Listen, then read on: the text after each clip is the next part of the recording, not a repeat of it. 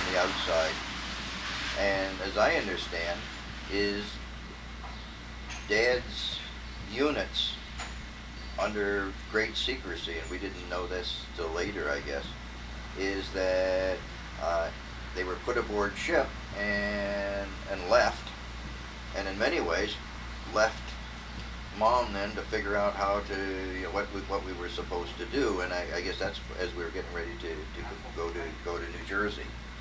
But Dad was supposedly going to the Philippines, and so his unit was going to reinforce the units in the Philippines, and so they were almost to the Philippines when the Philippines fell, and so they turned the convoy around, and then sent part of his unit then to Hawaii,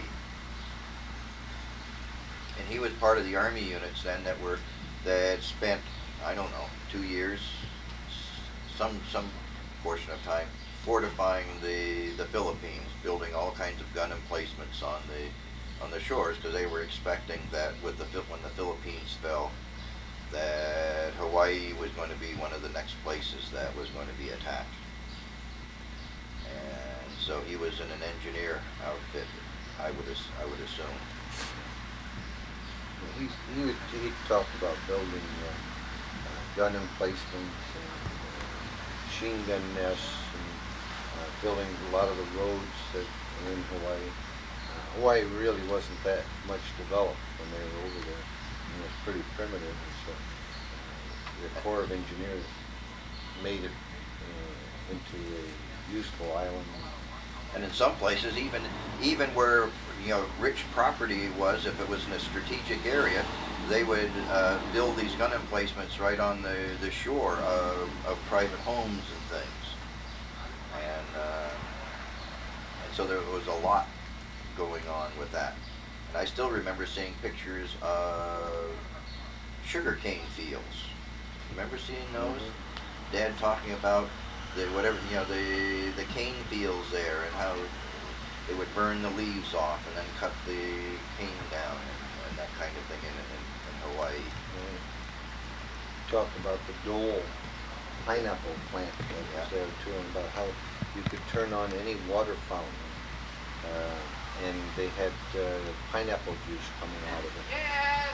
And how you got sick of pineapple juice after a while. And he came back with a scrapbook of hula girls. Remember that? And plus pictures of things that they were building and stuff too, but mostly hula girls. He was specializing in hula girls. And of course, when Bob and I, we seen that, we checked that out pretty close, because they were some good-looking hula girls. And even we knew that. And we didn't know that much about life then. And how old would you have been? Probably about 10 and 12. Right around there. But anyway, with all of this then going on at this point, that Mom was left by her, with us, and basically Dad's instructions to her were sell the house and take the train to Hawthorne, New Jersey, where the Wehrer family was, and live with Mary and Joe Wehrer. And so we took the train, and if you can imagine in the wartime, sitting on suitcases in the middle of the aisle, and all of the nonsense that was going on in a whole war. All the troops were riding these with full packs and all their gear too, so there was stuff all over the place. And as kids, we were playing and running through. We had a pretty good. Mom didn't have a very good time, because all these GIs naturally, they were hitting on her and that type of thing. And so she had us sit by her as much as possible, but they were moving, so they were drinking pretty good, and it was that type of situation. But I can remember we got to New Jersey. At the train station, we got a cab, and we went to where we were supposed to go, and I was going to say 2 Prospect, 4 Prospect, something Prospect Street in Hawthorne, New Jersey. And we drove up trying to find which was the right house, and there in a 2-story house on the corner was a sign in the grass that said Caroline Wehrer, Wehrer, midwife. And so we knew this must be the right place. And so that we went in, and Caroline was Dad's mother. And so Joe and Mary were, Joe was one of her sons who had this house. So Grandpa Ware's mother's name was Caroline. Right. And so that because of all of this and whatever, they allowed us to live then in the basement of this house. So we lived in the basement, and for how many years? I don't know. Seemed It like, was probably months, I think, just, it seemed like years. yeah, because then we lived in the DeHoos house, Right. and that's where it seems like we lived longer, because Mom wanted, couldn't have any privacy in the house, because there was Joe and Mary and their children living there, and then Grandma was living there, and she was like getting orders from everybody. Everybody was telling her what she should do and that, and it was a little bit. Because they were used to living together, and so when Lucille brought us, we were used to being, kind of the loners that we were, because Frank had not been living at home, and so, but they had sympathy on, Frank's family, and so they put us up. And I can remember the big oblong copper kettles that she used to cook the clothes in, because all of these things, a certain number of things always took place in the basement, so we didn't have that much privacy in the basement. And so there was a stove in the basement. She cooked the clothes in there. That it's also where she made strudel. Yeah. And she would a big round wooden table, and part of making strudel, it's like making pizza, is that you have to keep stretching the dough, and it gets thinner and thinner and thinner. I could always remember the great revelation when, as it was just about ready, and she's busy stretching it out, and you start with one big chunk of dough, and it keeps getting thinner and thinner all the way around. Is that the newspaper that was underneath the strudel? You could actually read the headlines and things from the newspaper through the strudel. It was that thin. And then Grandma was doing, Caroline Wehrer was doing that, and then you begin to fold this very thin dough, one on top of the other, and it made all these kind of layers, and this is where you put walnuts, and you put apricots, and you put whatever kind of strudel that you were going to have, and then you cut it, and then you bake it. Because the other thing is that she also made noodles, and she would start with a dozen eggs and the flour, and so you had these nice yellow noodles, and remembering that she would have, again, something like the same thing, is you have to roll the noodle dough out so it's kind of uniform, and then you pile it on top of one another, and then with a big knife, with their knuckles on the edge there, that she would proceed then to cut all of these noodles. And then after they were all cut, then you throw them in boiling water. Very fine. It was finer than the thinnest spaghetti noodle. Huh. I always So- pictured them wide. No, they were real thin noodles. In fact, they were about half of a spaghetti noodle. It was so thin. And you could pick them up and see light through them. But that was the whole thing. She'd hold her hand there and knuckle against that knife and rock that knife like that, and those would just fall in bunches. But you would also make thick noodles and wider noodles that were breaded, and you cook those in a frying pan rather than something else, and which I always thought was, I didn't particularly like them, but I always thought that was a neat thing. The noodles that she cut thin were for the noodle soup, Ah. and the ones she cut thick, she would fry them and bread them.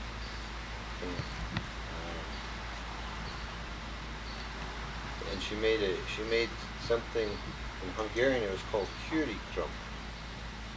And I've seen it before in bakery shops. It's kind of like fat ribbons or ribbons of dough, but it's real light.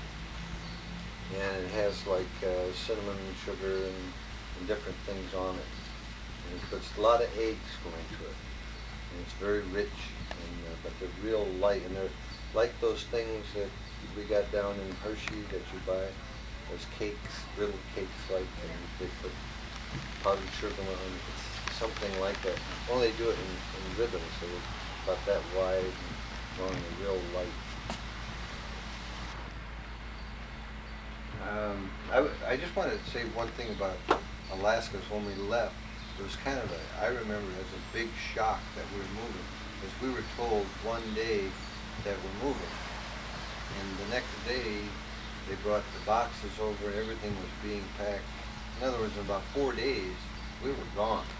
And we were just like everybody else. We didn't know that we were in a traveling family or anything, because we were young. And all of a sudden, they brought these wooden packing boxes in. I'll never forget, and everything was being packed, and Mom and Dad packing, and we had to stay out of the way and all that kind of stuff. And they got it packed, and next thing we know, we were in Juneau getting aboard the Aleutian. That was the boat that we took, and it went up to Seward, Yeah. and we had some of the worst weather they ever had. And then we came back across the Gulf of Alaska, right out in the open water, and they had ropes on the side that you had to hang on to go to the galley or to where they ate, and ice was all over the deck, and it was. What do you remember of going to eat supper there? I don't remember much at all, because I don't think I ate a thing. I was trying to get Dad to stop the ship. I said, we gotta quit this, this is. And I was seasick all the way up, all the way down. Did you go from New Jersey back to Alaska? No, this. No, this is just, Oh, okay. I'm saying when we first left there, when we were little. And, This is before we got to California. This is how we got to California, what was on a troop ship. But I remember around the tables in the dining hall of the ship, there was a lip all the way around the tables. The tablecloths were wet, so that the dishes and things would not slide, and that the silverware was taped down. On No wonder you didn't eat. and Not because you were going to steal it. no, but it was, as Joe says, it was very rough. We were all sick except Dad, and because that was one of those kind of stories that we always heard, was that Dad, didn't get sick very easy. His tolerance for pain apparently was very high, because somewhere remembering the story that he went to Skagway to see a dentist because he had a toothache. And so Dad went to the dentist in Skagway.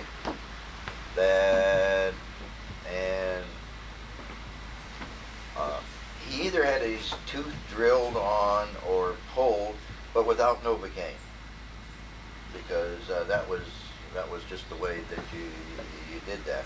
And as I remember him saying afterward, and then they pulled the wrong tooth.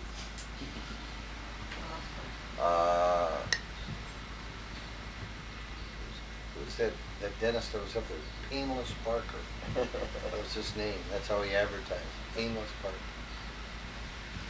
So, but in the whole going up and back on on this troop ship, I was going to say, what did you think the name of the ship was? The Aleutian. I was going to say the Saint Mihiel.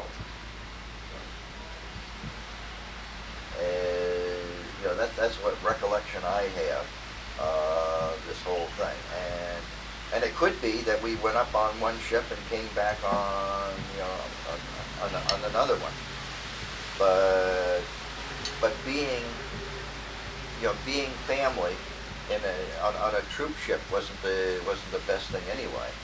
The Aleutian finally broke in two, making the same run. Come down with rough seas, she broke in half, sank. This was like in 1960s or something like that. But it was a troop ship, which is a liberty kind of ship, which is nothing nobody says it's really a great kind of thing, but It's a big ship. but in terms of the Haynes, when we left, was that I don't remember the grandfolk, the Joe and Emily Chisel coming down to say goodbye to us. Do you? No, I don't. It seemed like she was there, Okay. but I don't think he did. I don't think he was a workaholic. Not only was he running the store up in Alaska and the hotel, but he was also working up at the ranch. He was clearing the land up there. So when he got done at the store, he closed the store. He went up to the ranch and then worked another 4 or 5 hours with a sled and a horse, picking up all the rocks in the field, making a rock. Had a made rock fence all around the thing. Had 18 acres. I just Clear. I just looked, saw something. It was 132 acres of the ranch. But I think there's only 18 of it cleared. And he But cleared he had it. a house up there. He cleared it out of the center of the forest. So he had to cut all those trees down, get all those stumps out of there, and plow the land, get the grass and so forth. And besides run the store, and besides run the hotel, and besides taking care of this family he had. No, could you guys just do a quick chronology of from when you guys were born until whenever you guys want to stop? Why don't you read your outline? I haven't got it. Do I have it? Yeah. I thought I gave it to you. I give it to Michael. That's on Wait the a bottom. minute, I do have it. No, I don't. Okay, what's I have this? That's I his- have oh, okay, this is Want it. to see my inoculation? No, I don't want to see inoculation. 1941. That's right, I was inoculated. Yeah, so at least go through that for Michael's. Okay.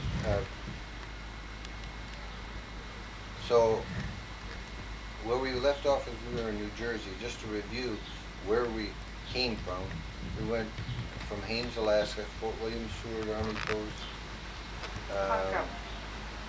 which was my mother's home. Speak loudly if you can. We were in Haines, Alaska, at Fort William, Seward Fort. It's Army Post,